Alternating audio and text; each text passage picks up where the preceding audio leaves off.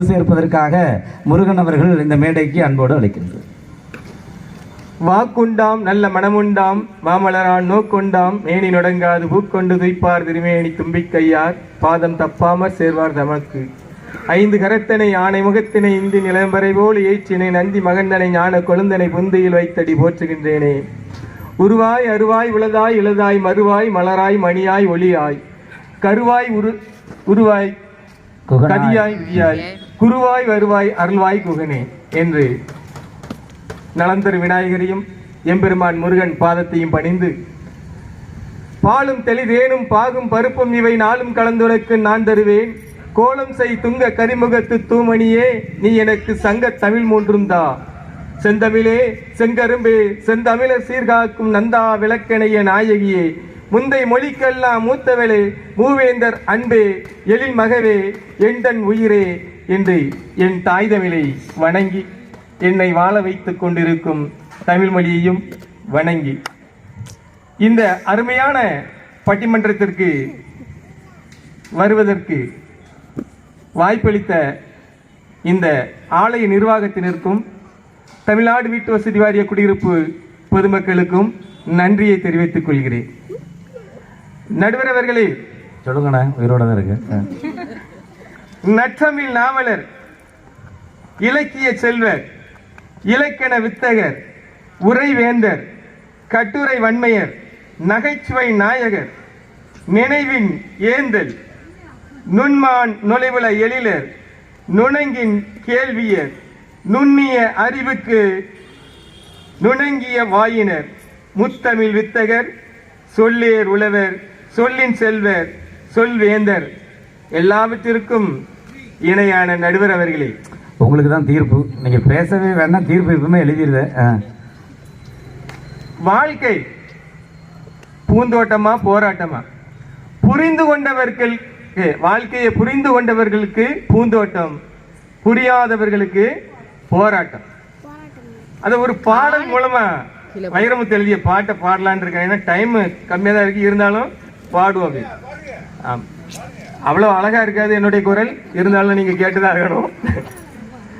ஜென்மம் நிறைந்த சென்றவர் வாழ்க, சிந்தை கலங்கிட வந்தவர் வாழ்க, நீரில் மிதந்திடும் கண்களும் காய்க, நிம்மதி நிம்மதி இவ்விடம் சூழ்க.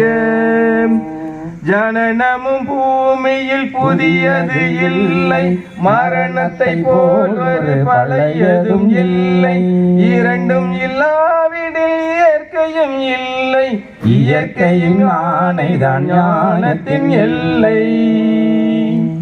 பாசமுலாவிய கண்களும் எங்கே, பாய்ந்து துளாவிய கைகளும் எங்கே, தேசமளாவிய கால்களும் எங்கே, தீ உண்டதென்றது சாம்பலும் இங்கே.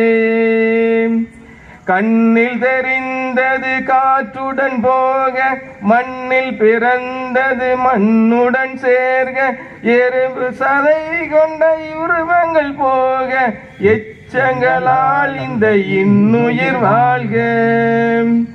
பிறப்பு இல்லாமலே நாளொன்றும் இல்லை, இறப்பு இல்லாமலும் நாளொன்று இல்லை, நேசத்தினால் வரும் நினைவுகள் தொல்லை, மறதியை போல் ஒரு மாமருந்தில்லை.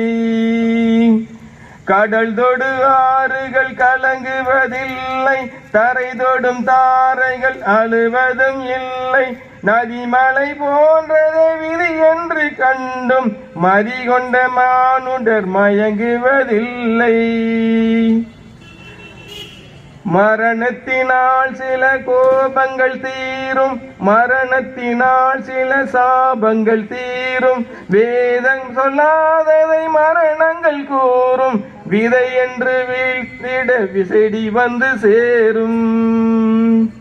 பூமிக்கு நாம் ஒரு யாத்திரை வந்தோம், யாத்திரை தீரும் முன் நித்திரை கொண்டோம், நித்திரை போவது நியதி என்றாலும் யாத்திரை என்பது தொடர்கதையாகும். தென்றலின் பூங்கரம் தீண்டிடும் போதும் சூரிய கீற்றொளி தோன்றிடும் போதும் மழலையின் தேன்மொழி செவியுறும் போதும் மாண்டவர் எம்முடன் வாழ்ந்திட கூடும். மாண்டவர் சுவாசங்கள் காற்றுடன் சேர்க, தூயவர் கண்ணொளி சூரியன் சேர்க, பூதங்கள் ஐந்திலும் பொன்னுடல் சேர்க, போனவர் புண்ணியம் எம்முடன் சேர்க. இந்த ஒரு பாட்டுல வைரமுத்து அழகா சொல்லியிருப்பார். வாழ்க்கைன்னா இதுதான். அது இறைபக்தி உள்ளவங்களுக்கு வாழ்க்கை எப்பவுமே மகிழ்ச்சியா இருக்கும். கடவுள் எதுக்கு படைச்சிருக்கிறார்? படைச்சவருக்கு தெரியாதா நம்ம எப்படி இருக்கணும், நம்மளை எப்படி காக்கணும், நம்ம வந்த பணி முடிஞ்ச உடனே எப்படி அவரை அழைச்சிட்டு போகணும் அப்படின்னு. இதுக்கு முன்னாடி நமக்காக வாழணும், நம்ம மகிழ்ச்சியா வாழணும். அதை விட்டுட்டு பக்கத்து வீட்டுக்காரங்க அப்படி நினைப்பாங்களோ, எழுத்த வீட்டுக்காரங்க இப்படி நினைப்பாங்களோ அப்படின்னு மற்றவங்க நினைப்பாங்கன்னு சொல்லி நம்மளுடைய வாழ்க்கையை தொலைத்தால் அது போராட்டமாக தான். கிராமத்துல ஒரு பழமொழி உண்டு, மரத்தை வச்சவன் தண்ணி ஊத்துவான். ஆமா, இல்ல அப்படிதான் எங்க தெருவில் 2 பேர் மரத்தை வச்சாங்க, தண்ணியை ஊத்தலை. அப்படியா? நடுவர் அவர்களே, குழந்தை வளர்ப்பு திருமணம் எல்லாம் சொன்னாங்க. குழந்தைகளை பத்தி நம்ம கவலைப்பட வேண்டியதே இல்லை. முதல்ல நம்மளை இறைவன் படைத்திருக்கிறார், நம்மளை அவர் வழி நடத்துறார். நம்மளை நம்பி அந்த குழந்தை பிறகுல அழகா சொல்லுவாங்க. நம்ம கேட்டு இந்த பூமிக்கு நம்ம வரல, அதே போல நம்மளை கேட்டுட்டு நம்ம குழந்தை நினைச்சில பிறகுல. படைத்ததெல்லாம் இறைவன். இறைவன் வழியில விட்டுட்டோம்னா நம்ம வாழ்க்கை நிச்சயம் மகிழ்ச்சியா இருக்கும். துன்பம் வருதா, துன்பத்தை சீக்கிரம் நம்ம முடிச்சிட்டோம்னா நம்ம செய்த கர்ம வினைகள்லாம் நினைச்சிட்டு வருது, குறைஞ்சிக்கிட்டே வருது. சீக்கிரம் நம்ம நினைச்சிடலாம், சொர்க்கத்துக்கு போயிடலாம். அப்ப கடவுள் நினைப்பாங்க அப்படின்ட்டு நினைச்சு கூடாது. அந்த குழந்தைய பத்தி சொன்னாங்க. 4 மணிக்கு அலாரம் வச்சு எழுந்திருச்சு சமையலை செஞ்சு குழந்தைய சாப்பாட வச்சு ட்ரெஸ் பண்ணி அனுப்பி விட்டுட்டு அந்த குழந்தை நினைச்சியும் 7 மணிக்கு 7:30க்கு ஸ்கூலுக்கு போய் அங்க போய் ஸ்கூல் படிப்பை முடிச்சுட்டு சாயந்தரம் 4 மணிக்கு வீட்டுக்கு வந்து யூனிஃபார்மை திரும்ப கழட்டிட்டு அதுக்கப்புறம் என்ன செய்யும், ஒரு கலர் ட்ரெஸ்ஸை போட்டுட்டு டியூஷன்ல கொண்டு இழுத்து கொண்டு விட்டுருவாங்க. திரும்ப 9 மணிக்கு வரும். வந்த உடனே அதுக்கு சாப்பாடு அள்ளி பூசி விட்டுட்டு அதுக்கப்புறம் எழுத வேண்டிய ஒர்க்கெல்லாம் எழுதி முடிச்சுட்டு நைட்டு 10 மணிக்கு தான் அந்த குழந்தை என்ன செய்யும், தூங்கும். குழந்தை யார் 2.5 வயசுல கொண்டு பிளே ஸ்கூல்ல சேர்க்க சொன்னது? ஏன்னா நமக்கு தொல்லை இல்லாம இருக்கணும். வீட்டுல பிறந்த குழந்தை கூட சத்தமிடாம இருக்கிறதுக்காக வேண்டி நினைச்சுறாங்க, கையில செல்போனை கொடுத்துடுறாங்க. அது பாட்டுக்கு செல்போனை பார்த்துக்கிட்டே இருக்கு. போற போக்க பார்த்தாச்சுன்னா அம்மா அப்பாவுக்கு பதிலா அந்த செல்போனை தான் நிச்சயம் அது அம்மா அப்பா நினைக்க. அந்த அளவுக்கு சாப்பிடணுமா, அதுக்கு செல்போன் தான். இப்படி எல்லாத்துக்கும் பிள்ளைகளை அப்படி கொடுத்துட்டு ஃப்ரீயா இருக்காங்க. குழந்தைய எப்படி வளர்க்கணும், அப்படியே கஷ்டங்களை எல்லாம் கொடுத்து வளர்த்து அதுக்கப்புறம் தான் ஒரு விதையை விதைக்கிறோம். அந்த விதை முளைவிட்டு வெளியில வரணும்னா அந்த பூமியை கீறி கொண்டு வந்தாதான், முயற்சி பண்ணி வெளியில வந்தாதான் அதை நிச்சய முடியும், மற்றவர்களுக்கு பயன் தர முடியும்.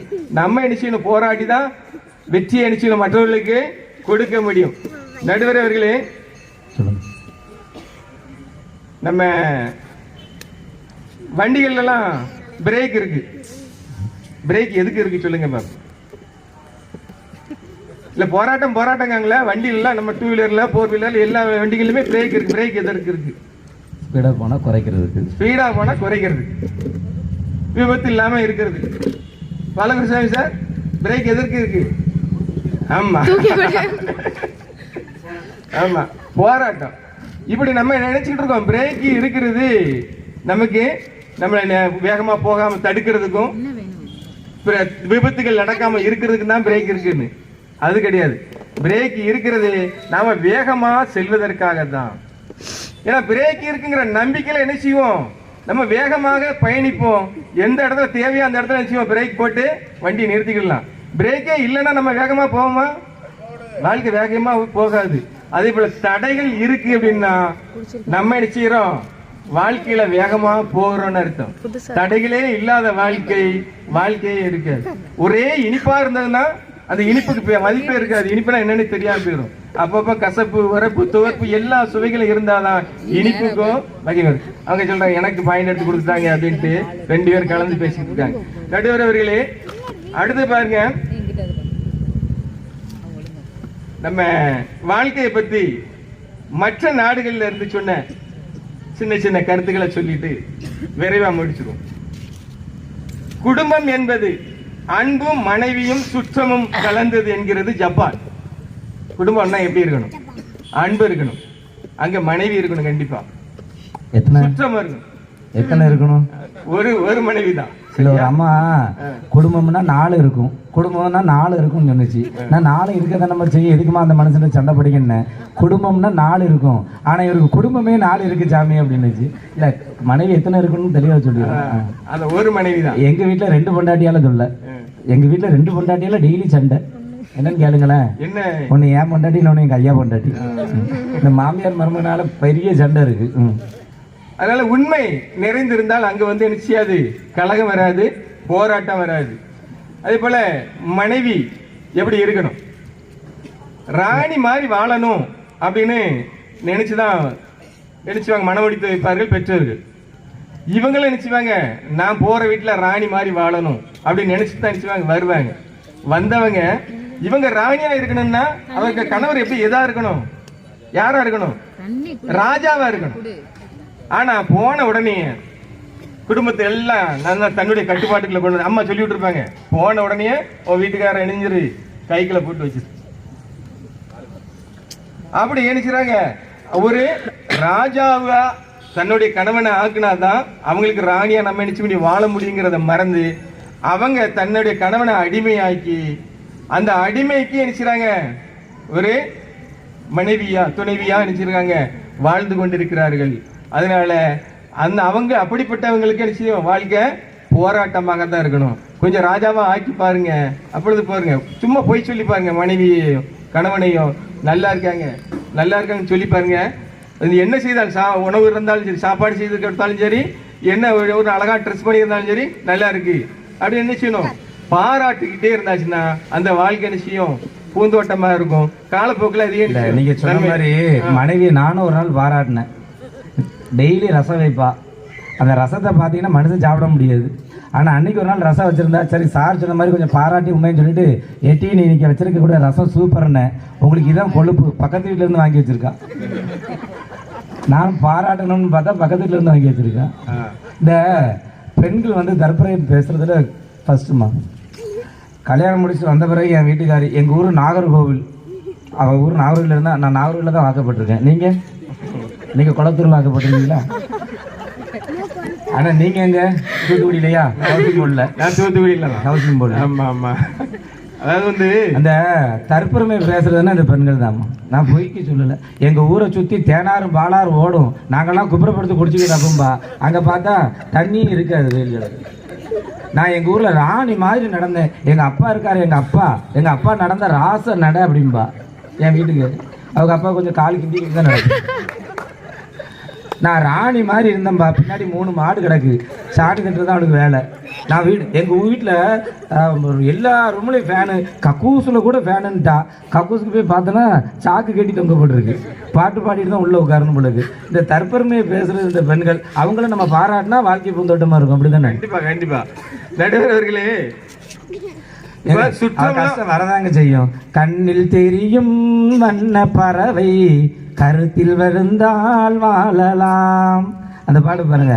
வாழ நினைத்தால் வாழலாம், வழியா இல்லை பூமியில், ஆழ கடலும். ஸ்பீடா போனா குறைக்கிறது, விபத்து இல்லாம இருக்கிறது. பாலகிருஷ்ணாமி சார், பிரேக் எதற்கு இருக்கு? ஆமா ஆமா, போராட்டம். இப்படி நம்ம நினைச்சுட்டு இருக்கோம் பிரேக் இருக்கிறது நமக்கு, நம்மள வேகமா போகாம தடுக்கிறதுக்கும் விபத்துகள் நடக்காம இருக்கிறதுக்கு தான் பிரேக் இருக்குன்னு. அது கிடையாது. பிரேக் இருக்கிறது நாம வேகமா செல்வதற்காக தான்.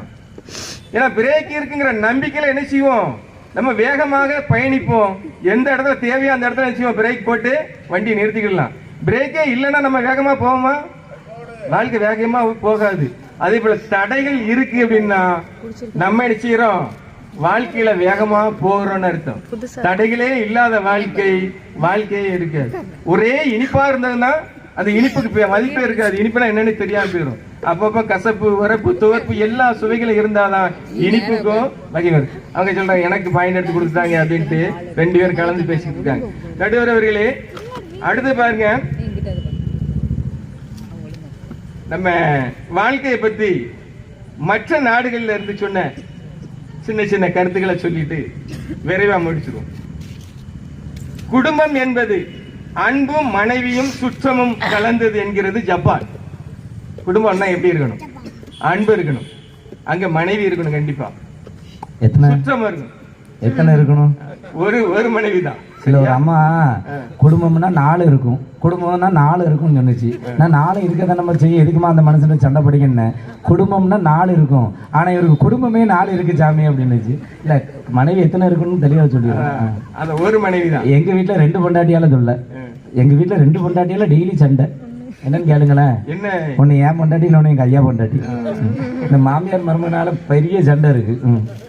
அதனால உண்மை நிறைந்திருந்தால் அங்க வந்து என்ன செய்யாது?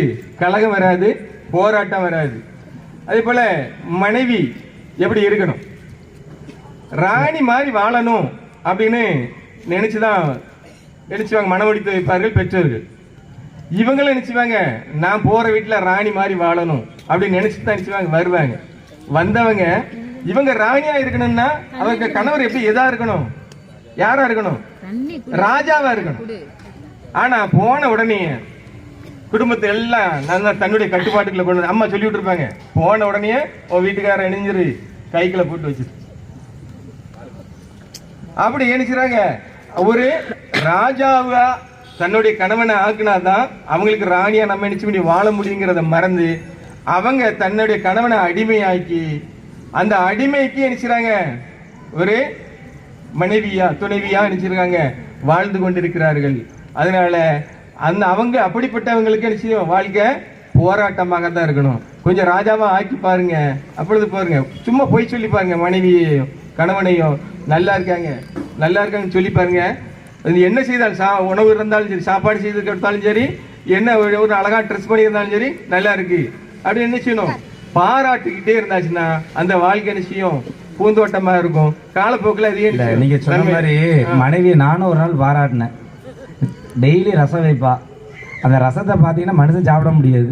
ஆனால் அன்னைக்கு ஒரு நாள் ரசம் வச்சிருந்தா, சரி சார் சொன்ன மாதிரி கொஞ்சம் பாராட்டி உண்மைன்னு சொல்லிட்டு, எட்டி நீ இன்னைக்கு வச்சிருக்க கூட ரசம் சூப்பர்னு, உங்களுக்கு இதான் கொழுப்பு, பக்கத்து வீட்டுல இருந்து வாங்கி வச்சிருக்கா. நான் பாராட்டணும்னு பார்த்தா பக்கத்து வீட்டுல இருந்து வாங்கி வச்சிருக்கேன். இந்த பெண்கள் வந்து தற்புரை பேசுறதுல ஃபர்ஸ்ட்டுமா கல்யாணம் முடிச்சுட்டு வந்த பிறகு என் வீட்டுக்காரி, எங்கள் ஊர் நாகர்கோவில், அவள் ஊர் நாகர்கோவில் இருந்தால் நான் நாகர்கோவிலில் தான் வாக்கப்பட்டிருக்கேன். நீங்கள் குளத்தூரில் வாக்கப்பட்டிருக்கீங்களா? ஆனால் நீங்கள் எங்கே? தூத்துக்குடி இல்லையா? ஹவுசிங் போர்டில். நான் தூத்துக்குடியில் ஹவுசிங் போர்டில். ஆமாம் ஆமாம். அதாவது வந்து அந்த தற்பெருமை பேசுறதுன்னா இந்த பெண்கள் தான்மா. நான் பொய்க்கு சொல்லலை. எங்கள் ஊரை சுற்றி தேனாறு பாலாறு ஓடும். நாங்கள்லாம் குப்புறப்படுத்தி குடிச்சிக்கிட்டு அப்பம்பா, அங்கே பார்த்தா தண்ணி இருக்காது வெயில்கள். நான் எங்கள் ஊரில் ராணி மாதிரி நடந்தேன். எங்கள் அப்பா இருக்கார், எங்கள் அப்பா நடந்த ராச நட அப்படின்பா என் வீட்டுக்கு. அவங்க அப்பா கொஞ்சம் கால் கிண்டி தான் நடக்கும். நான் ராணி மாதிரி இருந்தேன்பா. பின்னாடி 3 மாடு கிடக்கு, சாணி தட்டுறது தான் அவனுக்கு வேலை. நான் எங்கள் வீட்டில் எல்லா ரூம்லையும் ஃபேனு, கக்கூஸில் கூட ஃபேனுன்ட்டா. கக்கூஸுக்கு போய் பார்த்தோன்னா சாக்கு கட்டி தொங்க போட்டுருக்கு. பாட்டு பாடிட்டு தான் உள்ளே உட்காரணும் பொழுது. இந்த தற்பெருமையை பேசுறது இந்த பெண்கள், அவங்கள நம்ம பாராட்டினா வாழ்க்கை பூந்தோட்டமாக இருக்கும். அப்படி தானே? கண்டிப்பா நடுவர் அவர்களே, கஷ்டம் வரதாங்க செய்யும். கண்ணில் தெரியும் வண்ண பறவை, கருத்தில் வருந்தால் வாழலாம். அந்த பாட்டு பாருங்க. வாழ நினைத்தால் வாழலாம், வழியா இல்லை பூமியில், ஆழ கடலும் சோலையாகும், ஆசை இருந்தால் நீந்தி வா. 4-5 போய் சொல்லி தான் பாருங்களேன், சந்தோஷம் தானா வந்துடும். கண்டிப்பா. இவங்க என்ன செய்யறது? தேவி டீச்சரு அவங்க வீட்டுல இருந்து யாராவது வந்தாங்கன்னா விழுந்து சிக்கன் எடுக்க, நாட்டுக்கோழி எடுக்கவா, மட்டன் எடுக்கவான்னு சமையல் ஆக்கி நல்லா பண்ணுது. அதே போல அவங்க வீட்டுக்காரங்க வீட்டுல இருந்து யாராவது வந்தாங்கன்னா அது வரைக்கும் நல்லா இருந்துப்பாங்க. ஐயோ குளிர் காய்ச்சல் மாதிரி இருக்கு அப்படி போய் நினைச்சது பெட்ரூம்ல போய் இழுத்து ஓடி படுத்துக்கிட்டு கிட்டு நடுக்கிற மாதிரி நினைக்கிறது, நடிக்கிறது. அவங்க வந்தவங்க நினைச்சுவாங்க, அவங்க வீட்டுக்காருக்கு உடம்பு சரியில்லாம இருக்கு, நாங்க வந்த வேகத்துல நினைச்சிரோம் கிளம்புறோம். இப்படி சுற்றாமே நம்ம பக்கத்துல வரக்கூடாதுன்னு நினைச்சா எப்படியா வாழ்க்கை? இல்ல தேவி டீச்சர் என்ன சொல்றாங்க, இது எங்க வீட்டுல உள்ள முருகன் சார் வீட்டுல உள்ளதுன்னு சொல்றாங்க. காமாட்சி அக்காட்ட பரவாயில்ல கேட்கணும்னு நினைக்கிறேன். எங்க வீட்டுல சமையல் செஞ்சு அப்படி போட்டாங்கன்னா வீட்டுல ஆட்கள் வந்துகிட்டே தான் இருக்கும். அந்த அளவுக்கு எங்க வீட்டுல மட்டும் இல்ல, ஊருக்கு போனோம்னா எங்க காமாட்சி சமையலுக்கு ஒரு பெரிய ரசிகர் மன்றமே இருக்கு. அது வந்தாங்க, வீட்டுக்கு வந்தாங்கன்னா யாரையும் சாப்பிடாம நினைச்சு மாட்டோம், அனுப்ப மாட்டோம்.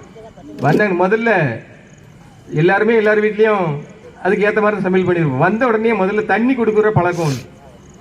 சொம்பு நிறைய தண்ணி கொடுத்து, ஆமா, தண்ணி கொடுத்த உடனே அது தண்ணியை குடிச்சிட்டு அதுக்கப்புறம் நம்ம நினைச்சிரும் விதவிதமா சமைச்சிருக்க சாப்பாட்டில் கொஞ்சம் கொஞ்சமா வச்சா போதும். அவங்க ஏற்கனவே வந்த வேகத்தில் வெளியில களைப்பில் வந்திருப்பாங்க, வெக்கையில வந்திருப்பாங்க, வந்த உடனே மண்பானை தண்ணியை கொடுத்த உடனே நல்ல ஒரு சொம்பு தண்ணியை குடிச்சிருவாங்க. அதுக்கப்புறம் நம்ம சாப்பாடு வச்சு கொடுத்தவாங்க கொஞ்சமா சாப்பிடுவாங்க. ஆனா சாப்பிடணும்னு ஆசை என்ன செய்யும், நிறைய இருக்கும். பூமியில் ஆழக்கடலும் சோலையாகும், ஆசை இருந்தால் நீந்திவா. 4-5 பொய் சொல்லி தான் பாருங்களேன், சந்தோஷம் தானா வந்துடும். கண்டிப்பா.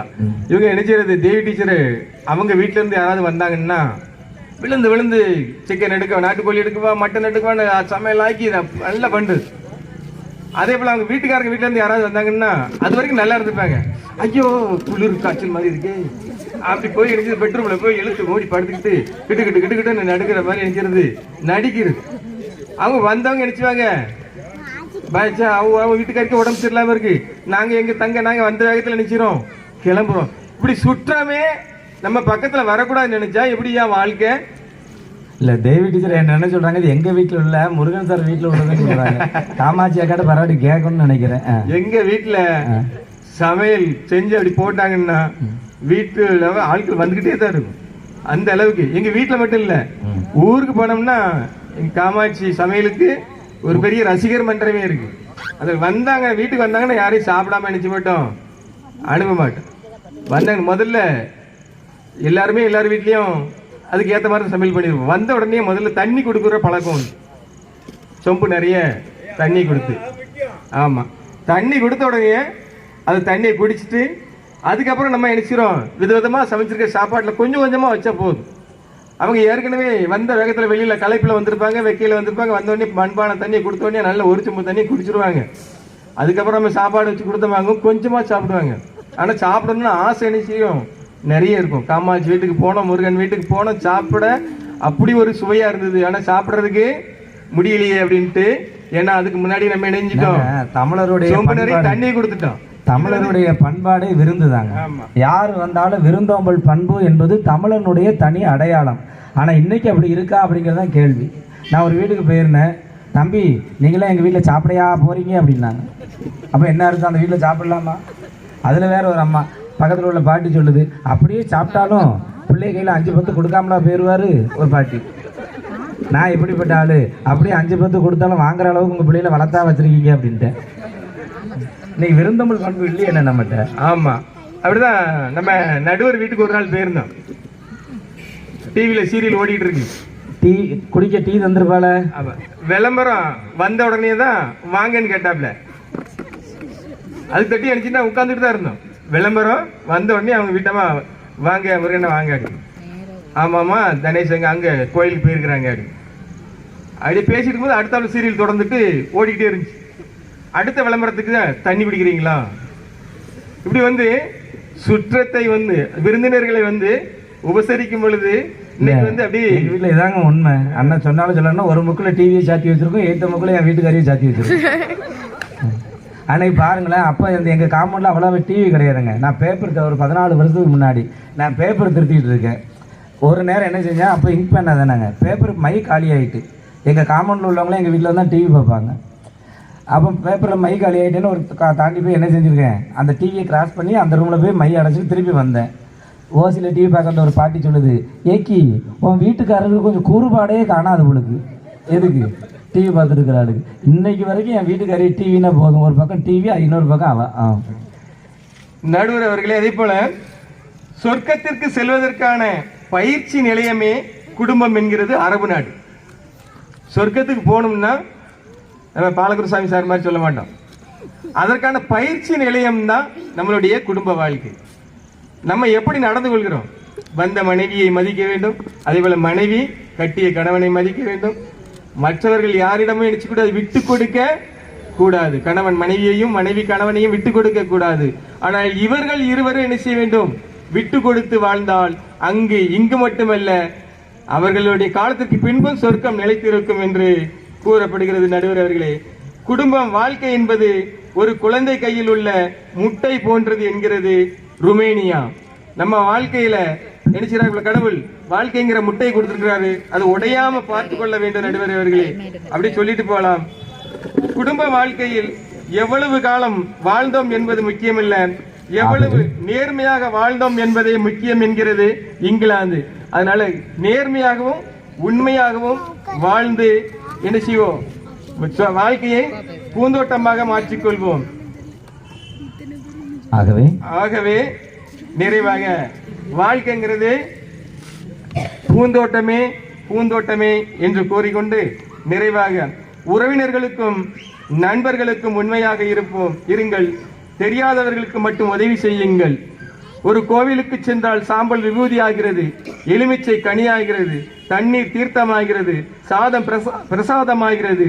ஆனால் எந்த மாற்றமும் இல்லாமல் உள்ளே சென்று அப்படியே திரும்புவது மனிதன் மட்டும்தான். மனிதமும் மனிதனாக மேற்கொள்ள வேண்டும். உளியின் வலியை தாங்கும் கல்தான் சிலையாகிறது. வாழ்க்கையின் வலியை தாங்கும் மனிதனே மதிக்கப்படுவான். அதனால் போராட்டத்தை கண்டு துவண்டு விடாதீர்கள், அதற்கு பின்புதான் வாழ்க்கையே இருக்கிறது. ஒருவனது தீய எண்ணங்கள் அவனது அத்தனை துயரங்களுக்கும் காரணமாக அமைகிறது என்று புத்தர் கூறுகிறார். நடுவர்களே, எந்த விமானமும் ஓடுவாதை முடிந்தவுடன் நின்று விடுவதில்லை, அங்குதான் அது பறக்க ஆரம்பிக்கிறது. முடிந்து விட்டது என்று நினைக்கும் இடத்தில்தான் ஒரு புதிய செயல் ஆரம்பமாகிறது என்று கூறி, சரியாக அதாவது தாரம் சரியாக அமைந்தால் பொருளாதாரம் சிறப்பாக இருக்கும் என்று கூறி எனது வாதத்தை நிறைவு செய்கிறேன். நிறைவாக எல்லோரும் இவ்வாழ்வில் வளமும் நலமும் பெற 16 செல்வங்களையும் பெற்றிட கலையாத கல்வியும் குறையாத வயதுமோர் கபடுவாராத நட்பும் கன்றாத வளமையும் குன்றாத இளமையும் கழுவினி இல்லாத உடலும் சலியாத மனமும் அன்பு அகலாத மனைவியும் தவறாத சந்தானமும் தாளாத கீர்த்தியும் மாறாத வார்த்தையும் தடைகள் வாராத கொடையும் தொலையாத நிதியமும் கோணாத கோலும் ஒரு துன்பமில்லாத வாழ்வும் துய்யனின் பாதத்தில் அன்பும் ஆகிய 16 செல்வங்களையும் பெற்று பூந்தோட்டமாக உங்களுடைய வாழ்க்கையை அமைத்துக் கொள்ள வாழ்த்தி விடைபெறுகிறேன். நன்றி, வணக்கம். முருகன்.